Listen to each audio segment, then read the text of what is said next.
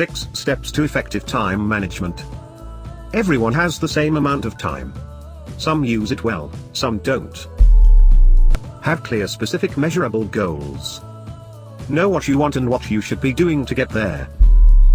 Create clear, detailed plans. Write down your action steps. It helps maintain focus and accountability.